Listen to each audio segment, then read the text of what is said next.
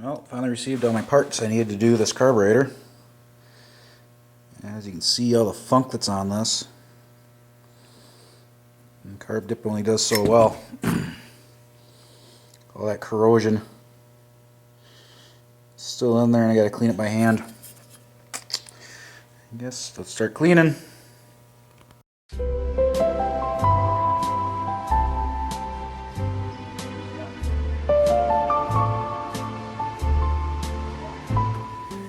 Alright, let's do this again. It's kind of deja vu for me. I vaguely remember doing this a couple years back. I could not get a Briggs & Stratton rebuild kit. The only thing offered is aftermarket. And I don't... Let's see if I can get this thing to focus in on this shit. See the size of the holes difference? The one on the left, well, the dirty one, as you can see, is an actual Briggs replacement. The one on the right is the aftermarket. I don't know. Those holes are quite a bit bigger. I just reused this one, but it's plugged. I've tried everything to get it unplugged, and it doesn't come unplugged, and so yeah, there's that. I guess let's start out with the upper half of the carb here. Upper half of the carb here, we'll put the seat in it.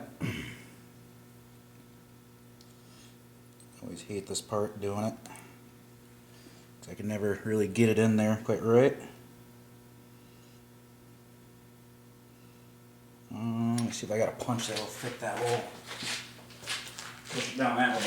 They actually make a special tool to push that seat down in there. Punch like so, and use that to seat the seat. There's gonna be a little groove. You want that? You look at it, there's gonna be a groove on the top. Probably should have shown that. You want that groove up.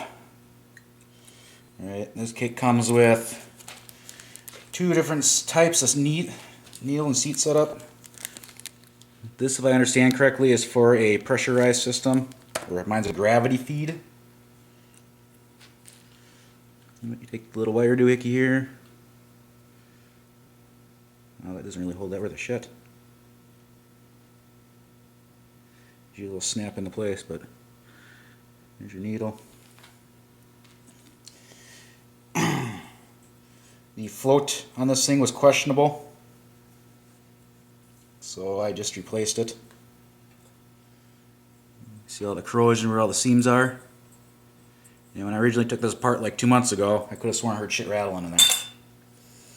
And this is the new replacement part, I guess. I'm not really impressed with plastic. I don't like it. But whatever, I guess. Wow. Not liking these aftermarket parts at all. A little snug for my liking. Sorry guys, I'm not looking at you. I'm just trying to focus on what the hell I'm doing.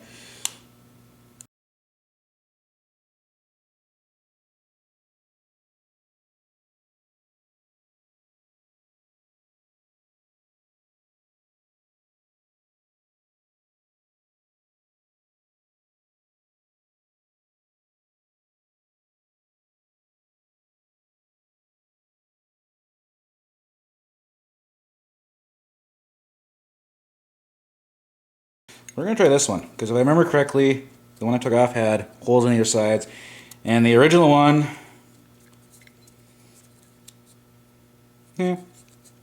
wrong, on there wrong.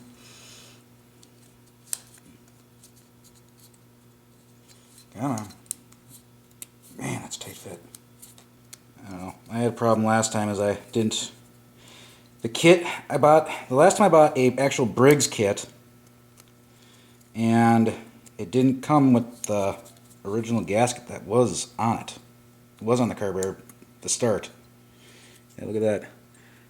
high quality aftermarket parts. I don't know about this. Me not liking it. But this thing's a freaking dinosaur. The motor on it's the date on the motor is stamped 86.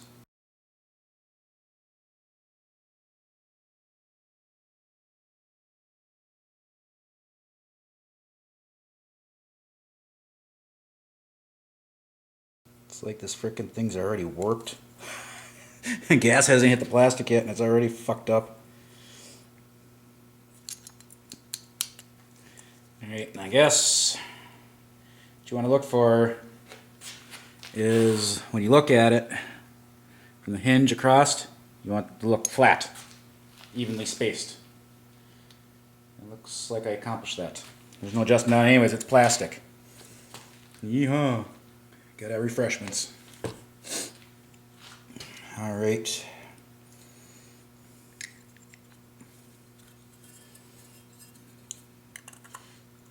I'm going to assemble the top and the bottom.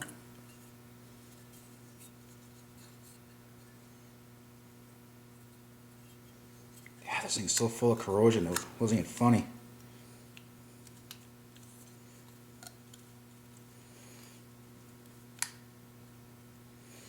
What a bastard. Alright, where are my screws? Here they are.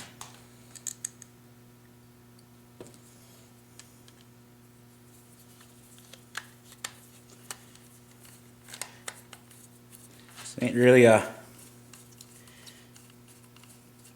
don't know. None of my videos are how-tos.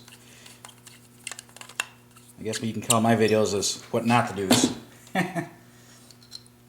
But I'm scrambling to get, I finally got the parts, I'm scrambling to get this thing together because that yellow piece of shit you see back there is leaving tomorrow for the dealership.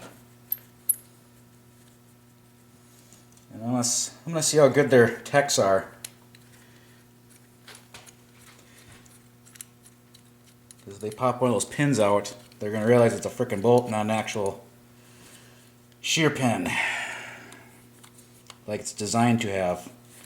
So if that was the case, I wouldn't be running bolts in it. I think I have been, because that's what the parts guy tells me. It's correct. It's correct, sir. I'm gonna grab a wrench on this. The screws suck.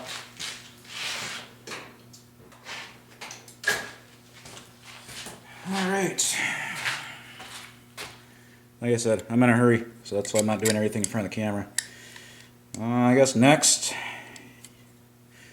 put in the bottom jet here. I just hope that's actually going to work.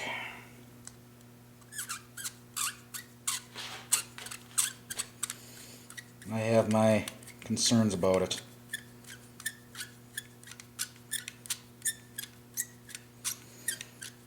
A little word of advice, just run it down until it hits. Doesn't have to be tight by any means. Just has to be in there, because I learned that the hard way. I fought the last one.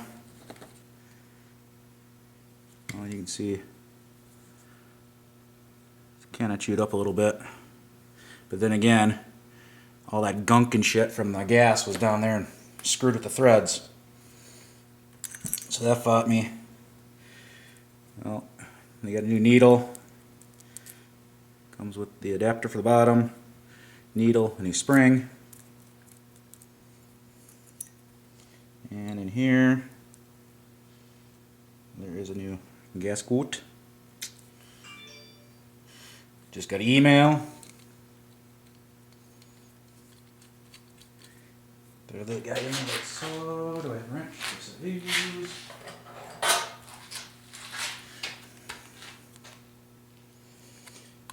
Remember, you're dealing with aluminum here. Notice I'm choking up on the wrench. No need to powerhouse it. What I usually do is just turn it hand tight. Just turn it down until it just hits like I just did.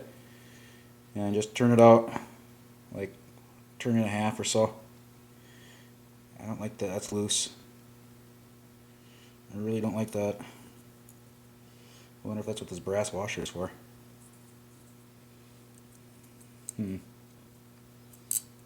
Like I said, this is an aftermarket, so I don't know exactly what's what and how's what. And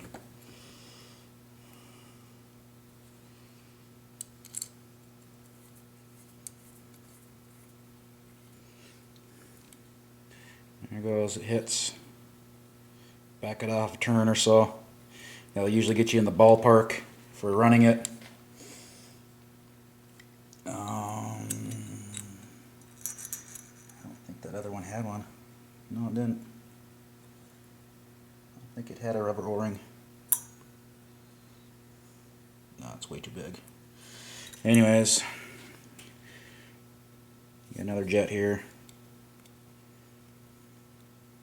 What's what? I don't know what's what with these, so don't ask. Same with this dude. Turn them in.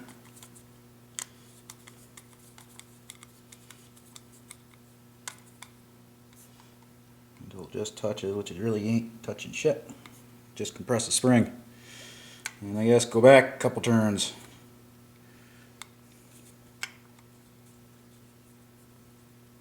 There's 1, 2. Call it good. But there you go. All back together. And I don't know what's worse, these carburetors or Tecumseh carburetors. These can be some pretty fidgety bastards too. I don't know. But there she be.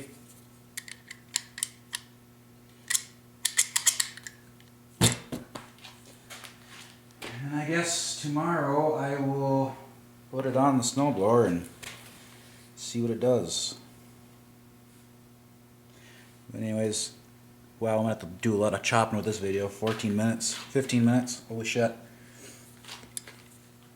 Yeah, that's about it.